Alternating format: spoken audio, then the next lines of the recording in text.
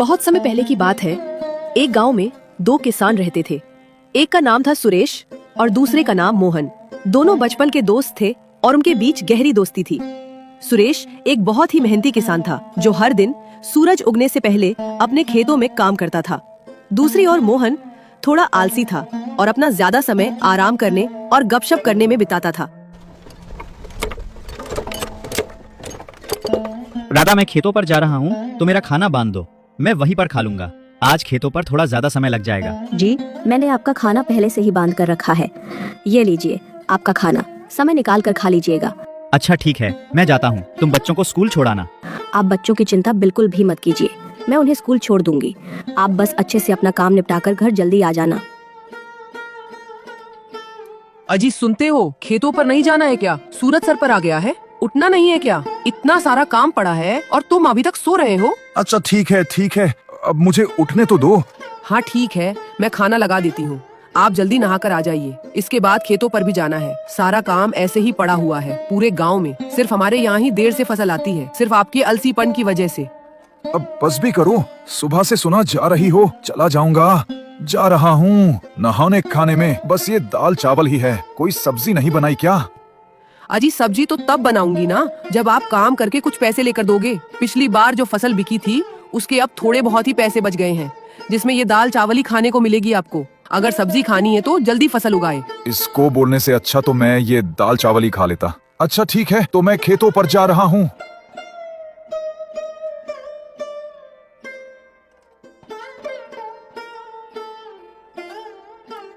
अरे सुरेश भाई, सारा खेत आज ही जोत डालोगे क्या? कुछ कल के लिए भी छोड़ दो।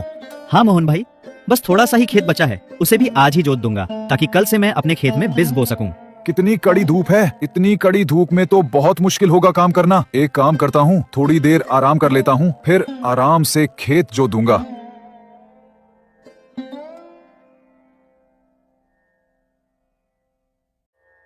भूख लग गई, चलो पहले कुछ पेट पूजा कर ली जाए, फिर दोबारा से काम करूंगा। सुरेश खाने का डब्बा लेकर बैठा ही था, तभी वहाँ एक साधु बाबा आ गए। अरे बेटा, बहुत भूख लगी है, कुछ खाने को मिलेगा क्या?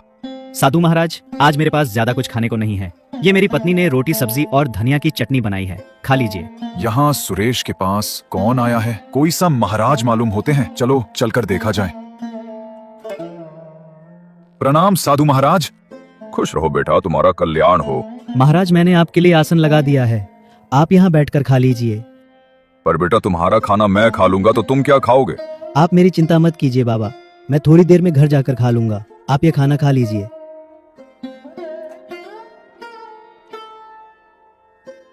साधु महाराज, मेरी पत्नी भी खाना बनाई है, बहुत स्वादिष्ट खाना बनाती है, थोड़ा खाकर देखिए।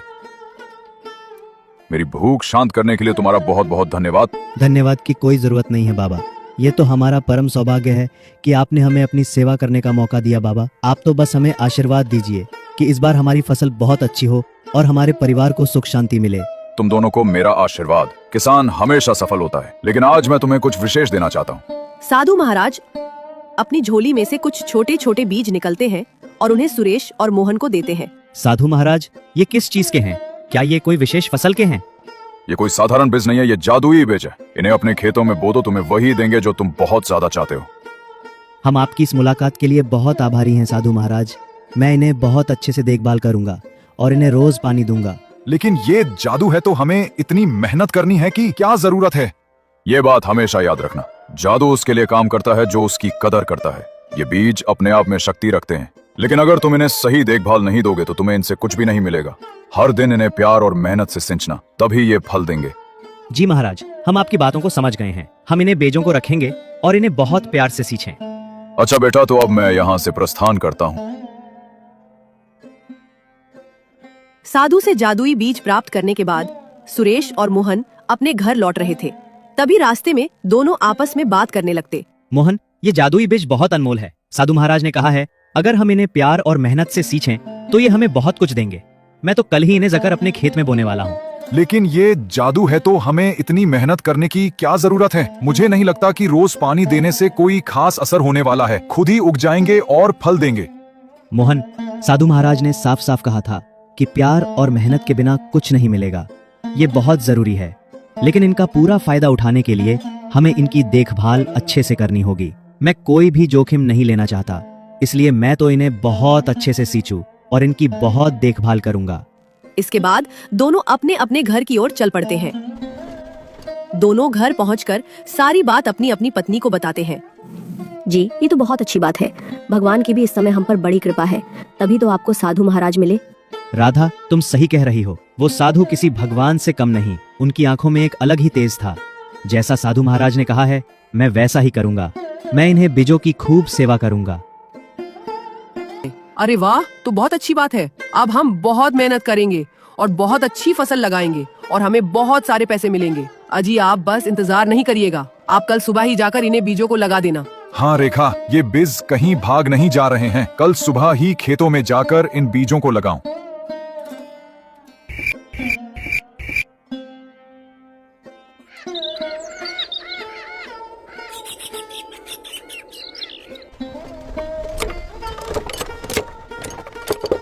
मैं आज खेत में ज्यादा समय बिताऊंगा। साधु बाबा ने मुझे जो भेंट दिया है वो आज खेत में बोने हैं। मुझे लगता है कि अगर हम इन बीजों की अच्छे से देखभाल करें तो हमें बहुत लाभ मिलेगा।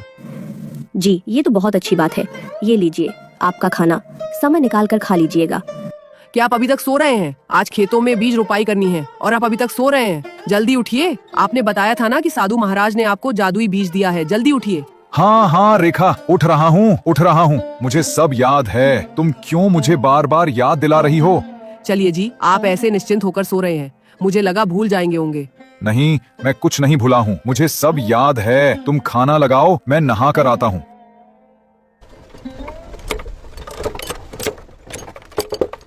दोनों अपने अपने खेतों में बीज बो देते हैं।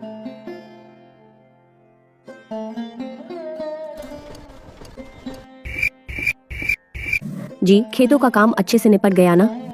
हाँ राधा, खेतों का काम अच्छे से निपट गया। मैंने बीजों को भी अच्छे से बो दिया है और पानी भी दे दिया है। कल सुबह जल्दी उठकर खेतों पर चला जाऊंगा। जितना ज्यादा खेतों की देखभाल करूंगा उतना ही अच्छा रहेगा। आपने आज खेत में बीज बो दिए ना? हाँ रेखा, मैंने आज सारे बीज बो दिए। साधु बाबा ने जो जादुई बीज दिया था उसे अच्छे से बो दिया ना, और खेतों की अच्छी से सिंचाई कर दी थी ना? नहीं, आज मैं पानी नहीं डाल पाया। बीज बोने में ही इतना समय लग गया कि मौका ही नहीं मिला। कल जाकर मैं पानी डाल दूंगा। लेकिन साधु बाबा ने कहा था कि रोज इसे प्यार और मेहनत से सिंचना। अगर आप इसकी देखभाल नहीं करेंगे तो ये कैसे बढ़ेगा? तुम चिंता मत करो, वे जादुई बीज हैं, वे खराब नहीं होंगे। तुम बेकार में ही चिंता कर रही हो। साधु बाबा ने कहा है कि बीज जादुई है, मेहनत के बिना कुछ भी हासिल नहीं होता। तुमने देखा ना, मोहन अपने खेतों में कितनी मेहनत करता है। अगर तुम भी मेहनत करोगे तो हमारे खेत में भी अच्छी फसल आएगी। मैं कल जाकर उनमें पानी डाल दूंगा।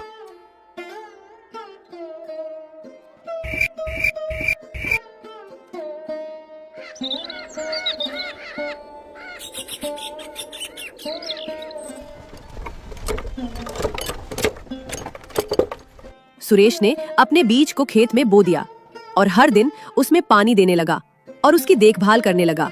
उसने अपनी बीज को ऐसा सिंचा जैसे उसका बच्चा हो। दूसरी ओर मोहन ने भी अपना बीज बो दिया, लेकिन उसने सोचा कि बीज तो जादुई है तो इतना देखभाल करने की जरूरत नहीं है। उसने सिर्फ अपने खेत में पानी डाला और बाकी समय आराम करता रहा। कुछ समय बाद सुरेश की खेत में हरी भरी कद्दू की फसल आई, जो देखने में गोल गोल, मोटी, ताजी थी। प्रत्येक कद्दू का साइज आम कद्दू से काफी बड़ा था। उन्हें देखकर सुरेश बहुत खुश हुआ। उसने ये बात जाकर अपनी पत्नी को बताई। उसकी पत्नी भी बहुत खुश हुई और वह दोनों कद्दू की फसल तोड़ने के लिए एक साथ खेतों में आए। सच में बहुत अच्छी कद्दू की फसल आई है। इतने बड़े कद्दू तो मैंने आज तक नहीं देखे और ये देखने में भी कितने सुंदर लग रहे हैं। चलिए इन्हें जल्दी से तोड़ लेते हैं, फिर आप इन्हें बाजार में बेच आना। दोनों कद्दू की फसल तोड़ने लगते हैं और देखते ही देखते उनकी टोकरी कद्दू से भर जाती है। जब उसकी पत्नी कद्दू की फसल की ओर देखती है तो जहाँ से उन्होंने कद्दू तोड़े थे वहाँ पर दोबारा से नए कद्दू लग जाते हैं। जी देखिए, ये क्या हुआ? अभी हमने इन फसलों से इतने सारे कद्दू तोड़े थे, ये देखिए इनमें फिर से कद्दू आ गए। ये तो सच में जादुई बीज है। लगता है इनकी फसलें कभी खत्म नहीं होती। राधा, ये बीज तो सच में जादुई है। अभी तो हमने इतने सारे कद्दू तोड़े थे और फिर से उतने ही कद्दू आ गए। हाँ हाँ, हमारा तो भाग्य ही चमक गया। अब तो इन कद्दू को बेचकर हम बहुत सारे पैसे कमाएंगे। वही दूसरी और लाखन के खेत में सिर्फ छोटे छोटे पौधे उगे थे और उनमें कोई फल नहीं आए थे। लाखन अपने खेत में फसल को देखने के लिए पहुंचा तो अपने फसल को देखकर उलझन में पड़ गया। अरे ये तो जादुई थे ना, तो फिर इनमें फसल क्यों नहीं आए? लगता है वाह, साधु महाराज ने हमें धोखा दिया है। हमने झूठ बोला कि ये जादुई बीज है, जबकि ये तो कोई साधारण बीज है।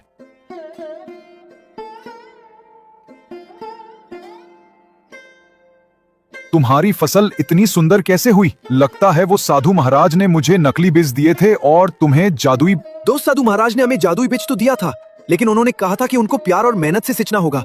मैंने हर दिन अपने खेतों में मेहनत की, पानी दिया और उसकी मिट्टी को ठीक किया, और उसी कारण मेरी फसल इतनी सुंदर और फलदार हुई।